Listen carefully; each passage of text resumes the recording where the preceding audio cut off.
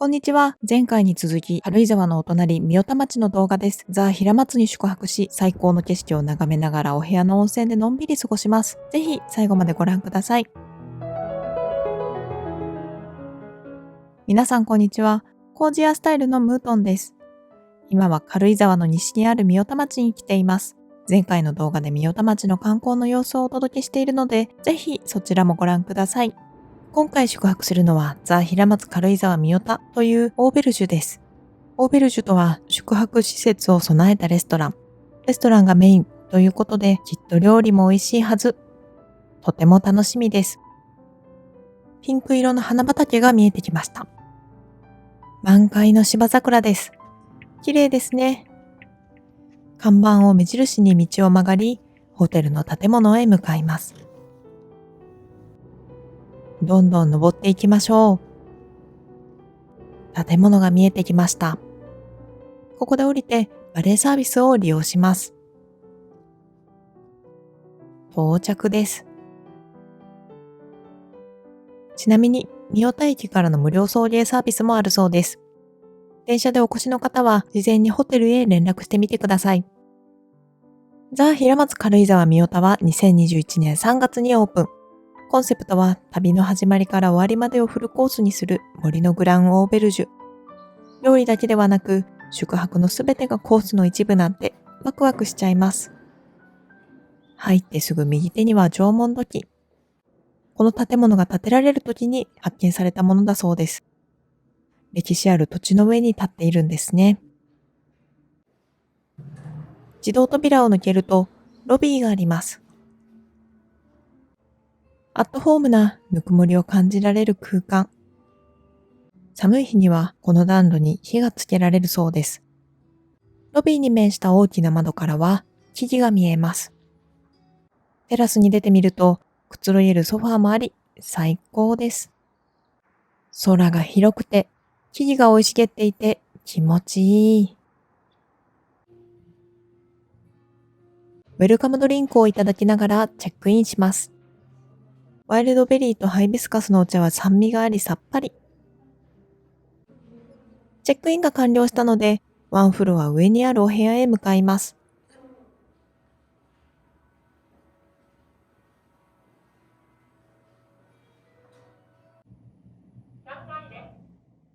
3階に到着。今いるところは本館で、全室28個のお部屋があります。他には、ペットと一緒に泊まれるビラタイプもあるそうです。今回私が宿泊するのはジュニアスイートのスカイビュー。景色がいいお部屋だそうで、とても楽しみ。お部屋に到着です。それではオープン。入ってすぐウォークインクローゼットがあります。廊下を通って奥へ行きましょう。オープン。外の光が差し込む明るいリビング。ソファーは大きくてぬくもりを感じられる色合いです。一番気になる景色を見てみましょう。テラスに出てみると見晴らしが良く最高の景色です。広い空と遠くに八ヶ岳連峰や佐久平の街が見えます。街の中心から少し離れていて、のどかで気持ちがいいです。それではルームツアーをしましょう。まずはリビングにあるミニバー。棚の上にはお水やコーヒー、紅茶を入れるセットがあります。これはコーヒー豆で、地元のコーヒー焙煎工房の豆源のものです。置いてあるミルでひいていただきましょう。こちらはカモミールティーのティーバッグ。ガラスの器には麦チョコとおかきが入っていました。棚の下にはティーカップやカトラリーが一式入っています。真ん中の扉には冷蔵庫。上の段の箱の中にはネスプレッソや3種類のティーバッグがあります。冷蔵庫の中にはソフトドリンクとアルコール。ソフトドリンクは追加料金なしでいただけます。後でいただきましょう。棚の右にはグラスと湯沸かしポット、ネスプレッソマシーンがあります。ミニバーの隣には作業机、ティッシュや冊子、電話やタブレットがあります。タブレットにはルームサービスのメニューや宿泊をより楽しめるコンテンツが載っていました。この冊子はホテルにある美術品を紹介しています。ホテルの入り口にあった縄文土器も紹介されていますね。引き出しの中には、BOSE の Bluetooth スピーカーとレターセットがあります。真ん中のテーブルの上を見てみましょう。ガイドマップには敷地内の地図がイラストで描かれています。後でお散歩に行ってみましょう。他にもウェルカムスイーツのダックワーズ。食べるのが楽しみです。このリンゴの木の札は、客室に入ってほしくない時にドアにかけます。可愛らしいデザインですね。棚の扉を開けると、大きいテレビがあります。リビングの隣にはベッドルーム。黄色と青色を基調にしたモダンな雰囲気。クッションも涼しげです。枕元にはランプと時計。コンセントは2つあり、充電しながら寝るのに便利。このベッドから見える景色も最高で、お昼寝したくなっちゃいます。ベッドルームの奥にはバスルーム。手洗い場は2つあり、広い空間です。拡大鏡やカップ、平松のロゴが入ったタオルがあります。ハンドソープやハンドクリームはワフィットというブランドで、無農薬の植物が使われています。左右の引き出しの中にはアメニティ。歯ブラシ、ヘアブラシ、コットンセット、カミソリ、シャワーキャップがあります。これは浅間岳という日本酒で作られたフェイスパック。こちらはバフィットのフェイスケアセット。オイル、クリーム、ミルク、トナーなど種類豊富で嬉しいです。洗面台の真ん中にドライヤーがあります。クレイツのエレメアドライで温度調整ができるタイプです。洗面台の反対側の壁にはバスローブ。伸縮性のある柔らかい生地です。温泉風呂を見てみましょう。窓が大きくて開放感があります。湯船も大きいです。この窓は開けることができ、半露天風呂にもなります。周辺に建物がないので、周りを気にせずのんびり入れますね。カーテンは閉めれるので、外が気になる時でも安心。このお湯は自動循環で、温度はこのパネルで調整できます。大塩温泉から1日2回お湯を運んできているそうです。湯船の横にはシャワールーム。ハンドタイプとレインシャワーがあります。シャンプー、ボディーソープ、コンディショナーもワフィットです。腰掛ける椅子もあり、便利ですね。室内の棚には水、ボディタオル、バスタオルがあり、動線に配慮されています。床暖房も効いていて暖かくて嬉しいです。浴室の横にはウォシュレット付きのお手洗い。寝室と反対側の扉を開けると、入り口へとつながる廊下に出ます。ウォークインクローゼットを見てみましょう。とても広いクローゼットです。ハンガーもたくさん。引き出しの中には部屋着とパジャマ、セーフティーボックスがあります。パジャマは上下に分かれていて、サイズは2種類。部屋着も同様に2種類のサイズがあります。ヨガマットもあるので、朝広いお部屋で体を動かすのもいいですね。靴べらやシューブラシもあります。スリッパはふわふわです。ルームツアーはここまで。リビングに戻ってきました。Wi-Fi の速度をチェック。ダウンロードが 45Mbps、アップロードは 29Mbps で快適な速度です。それでは早速部屋の温泉に入りましょう。冷蔵庫にあった軽井沢ビールです。ビールを飲みながら明るい時間に入る温泉。最高です。お部屋でのんびりできたので、晩ご飯の時間まで施設内を散策しましょう。5階に到着。ここではお昼の2時から5時までコーヒーやお茶を追加料金なしでいただけます。ハーブティーとコーヒーを注文。テラスに出て温かいお茶とお茶菓子でほっと一息。最上階のフロアから見る景色は最高です。ごちそうさまでした。せっかくいい天気なのでお散歩をしましょう。2階に降りて外に出てきました。右手にビニールハウスも見えますね。さらに坂を下ると2階建ての建物、アネックスがあります。中へ入りましょう。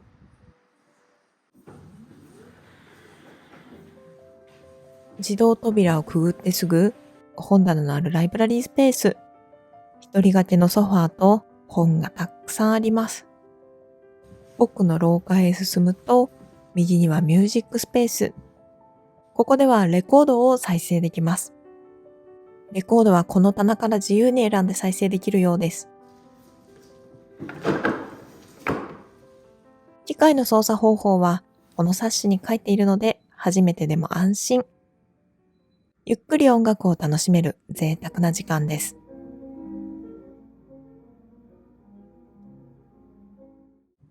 ミュージックルームの反対側にはカフェ。お茶やコーヒーを自分で入れて、ゆっくりここで過ごせます。さらに廊下の奥には2階へとつながるエレベーターと階段。2階にはスパがあり、予約してマッサージを受けられるそうです。お部屋の外で本や音楽を楽しみ、のんびり過ごせるいい空間ですね。それではアネックスの外に出て、下に見えている広場へ行ってみましょう。焚き火ラウンジが始まっています。毎日夕方に開催されているそうです。3つ焚き火台があり、その周りを椅子が囲んでいます。この緑色のキッチンカーで飲み物を注文。ホットワインやお茶、ココア、スープもありますね。飲み物はホットワイン。量も温度もちょうどよくて美味しいです。マシュマロも持ってきてくださいました。焚き火でカリッとするまで炙っていただきます。焚き火スペースの横にはテントがあります。入ってみましょう。かなり広い空間。天気が優れない日でも屋根の下で外の空気を楽しめていいですね。火を眺めていると心が落ち着きます。焚き火の近くにいるとどうしても煙の匂いが移るので、匂いがついても大丈夫な服で来るのがおすすめです。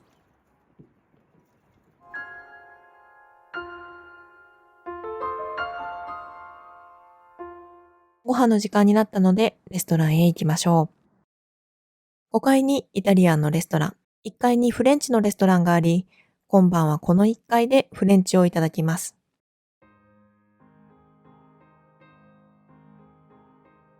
机の上には本物のろうそく。メニューを見てみましょう。春の食材がふんだんに使われているようで、とっても楽しみ。ドリンクも豊富で、特にワインの種類が多いです。ペアリングもありますね。食前酒には旬のいちごのシャンパンカクテルを注文。乾杯。お料理はメニューに載っていないアミューズ。生ハムと菊芋の前菜。豆腐とカニのトマトスープ。チアユのフライとサラダ。金目鯛のソテーと子牛のメイン料理。お口直しのリンゴのソルベ。いちごのデザート。コーヒーと小菓子の順番で提供されました。いくつか料理をピックアップしてご紹介します。こちらは静岡の金目鯛のソテー。付け合わせには菜の花と七穀米。2種類のソースと付け合わせでいろんな味を楽しめます。追加の飲み物で軽井沢のアンワイナリーのシードルを注文。同じメーカーのシードルが部屋の冷蔵庫にもありましたが、こちらは砂糖や酵母を加えず、リンゴの自然な味が楽しめるような加工がされているそうです。続いてフランス産の子牛料理。低温調理をした後、粉を使わずムニエルにしているそうです。そして、この料理はシェフ特注のナイフでいただきます。いい切れ味。赤ワインのソースにつけていただきます。柔らかくて、旨味が口の中に広がります。こちらはイチゴのスイーツ。砕いてアイスと混ぜていただきます。さっぱりした甘さです。最後は紅茶とお茶菓子をいただきましょう。4種類も小菓子を楽しめて嬉しいです。ごちそうさまでした。フランス料理らしいいろんな素材が重なった深い味わいでした。お部屋に戻ってきました。ターンダウンされていてピローミストが置かれています。寝室もクッションが撤去されていますね。ベッドの枕元にはお水があります。それではお風呂に入りましょう。シャワーの水圧は2種類あり、どちらも程よい強さです。すっきりしました。部屋着はガーゼ生地で少し短めの動きやすいデザインです。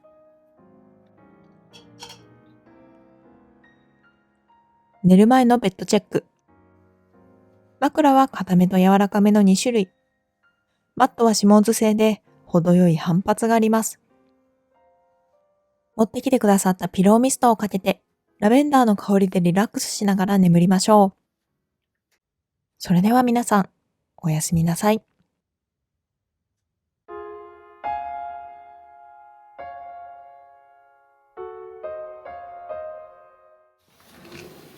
おはようございます。朝の透き通った空気が気持ちいいです。朝一番にお風呂に入って温まりましょう。冷蔵庫にあったジュースをいただきます。フレッシュで美味しいです。体の芯までポカポカになりました。朝ごはんまで少し時間があるのでお散歩に行きます。遊歩道へ進みましょう。ここはウッドチップが引かれていて木の香りがします。ふかふかで歩いていて楽しいです。鳥のさえずりも聞こえ、とてものどか。ところどころにベンチもあるので、のんびりお散歩できます。芝桜も満開で、とても綺麗です。本館に戻ってきました。お腹も空いてきたので、朝ごはんを食べにレストランへ行きましょう。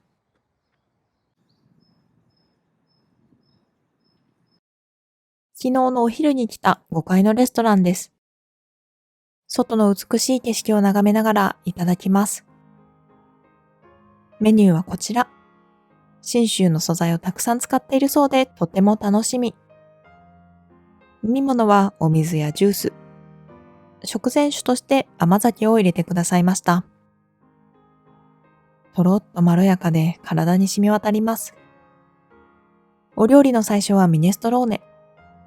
お野菜たっぷりで深みのあるお味です。焼きたてのパンもいただきます。前菜はシーザーサラダで、メイン料理はベーコンとアスパラのソテーです。フランス産の白アスパラガスが柔らかく調理されていて美味しい。デザートは取れたてのイチゴを好きな数だけいただけます。グラノーラの器も可愛らしいですね。最後にコーヒーをいただきます。朝食すらもコースのように組み立てられていて大満足です。ごちそうさまでした。お部屋に戻ってきました。チェックアウトの前にコーヒーをいただきましょう。ミルで豆をひいてゆっくり入れるコーヒー、最高ですね。